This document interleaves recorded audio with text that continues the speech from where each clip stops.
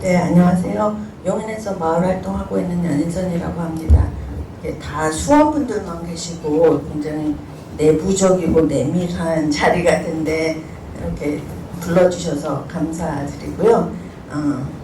수원은 사실은 일찍 그 마을 르네상스로 시작해서 마을 활동을 확산시킨 도시이고 또 주민자치회로 이렇게 전환하면서 또다시 이제 주민자치회를 어떻게 잘 발전시킬까 그 체계를 잡아가는데 또 이렇게 앞장서 주셔서 굉장히 배울 점이 많다고 생각을 합니다.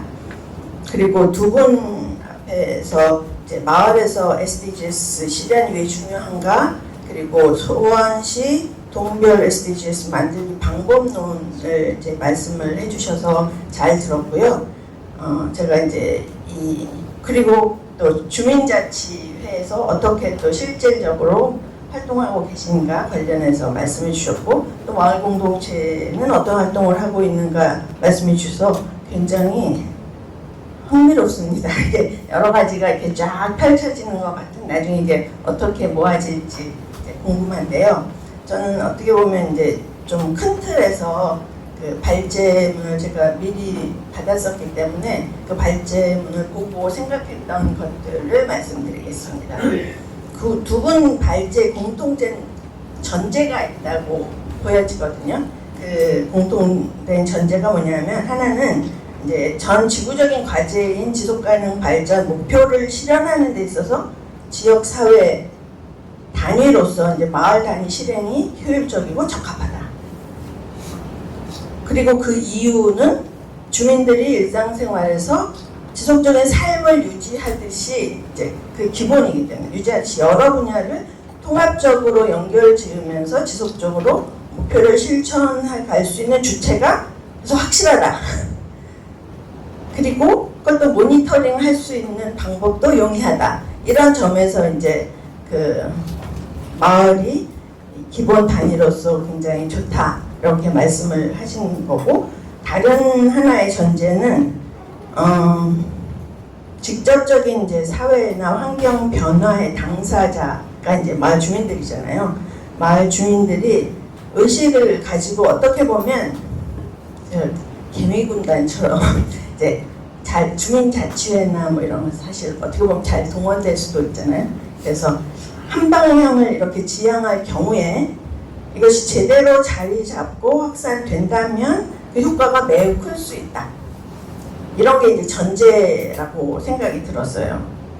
근데 이 전제는 사실 제대로 된 교육을 통해서 사회와 개인의 상호 책임에 대한 인식, 그 인식의 전환, 또 그에 따른 실천 의지가 단단해졌을 때만 사실은 이게 가능한 일이죠. 이런 전제가 굉장히 이제 중요하다고 생각이 드는데요.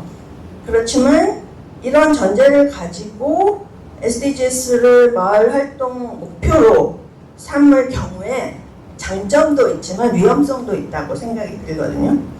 우선 위험성부터 생각해 보면, 아무리 지향점이 좋아도 당위성을 앞세워서 선언적으로 이렇게 지속 가능 목표를 내세울 경우에 효과는 좋을지 모르지만 자칫 잘못하면 주객이 전도될 수 있다고 보입니다. 주민들이 의식을 가지고 자발적인 활동을 하면서 즐겁게 공동체 의식을 가지고 또 그 의식을 키우면서 이렇게 활동을 해야 되는데, 행정이 어떻게 한 발 더 앞서 나가서 즉 간접적으로 요구하는 목표를 달성하기 위해서 그 주민이 수행자 역할로 되어버릴 수 있다. 그게 하나의 위험성이라고 생각이 들고요. 따라서 이제 그 위험성을 좀 줄이려면 무엇이 먼저인가 꼭 물어봐야 될 것 같아요. 그리고 어떻게 할 것인지가 확실해야 될 것 같습니다. 그래서 SDGs 목표가 먼저인지, 주민의 주민 의식이 먼저인지, 또 SDGs를 적용하는 게 먼저인지, 자발적인 마을 활동이 먼저인지, 이걸 꼭 물어봐야 될 것 같고요. 이에 따라서 교육을 하더라도 또 실행을 하더라도 그 접근하는 방법론이 매우 달라질 수 있을 거라고 생각합니다. 그리고 이제 이건 위험성을 한번 짚어보고요. 장점은 장점이 당연히 있죠.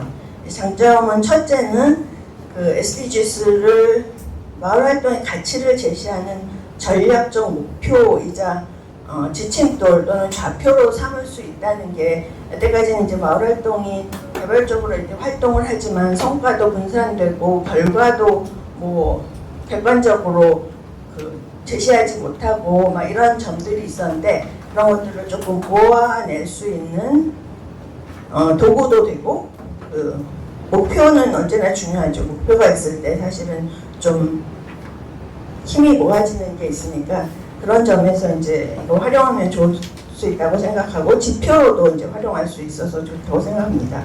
그 둘째 장점은 이제 SDGs는 사실은 단지 주민들만의 목표가 되는 건 아니잖아요. 전 세계 목표인데, 그러니까 행정의 목표도 되고 사실은 기업의 목표도 될 수 있고, 그래서 모두의 목표이자 사실은 과제인 거잖아요. 그래서 모두가 이해 관계자이기 때문에 거버넌스를 사실은 필수 조건으로 하고, 실질적인 민간 협력, 기업 파트너십을 주장하고 체계화해 갈 수 있다. 그런 점에서 이제 장점이죠.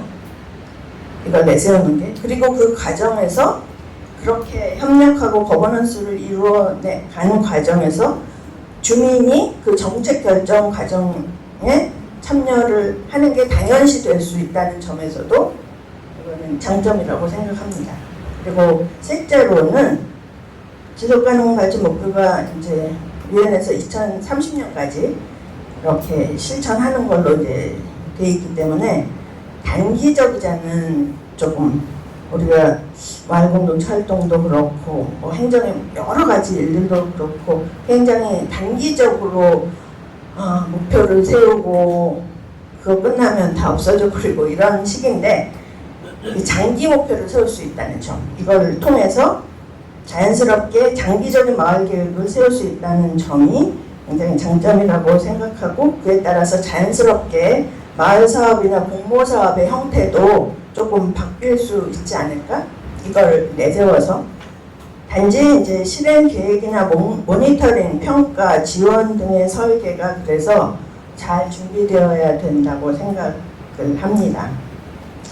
그런 점에서 이러여러한 이제 점에서 수원시 동별 SDGs 만들기 방법론이 잘 설계되어서 첫 단추를 잘 끼고 한 발 한 발 나가주시면 옆에 저도 잘 보고 배워갈 수 있지 않을까, 그렇게 생각합니다. 감사합니다. 고생하셨습니다.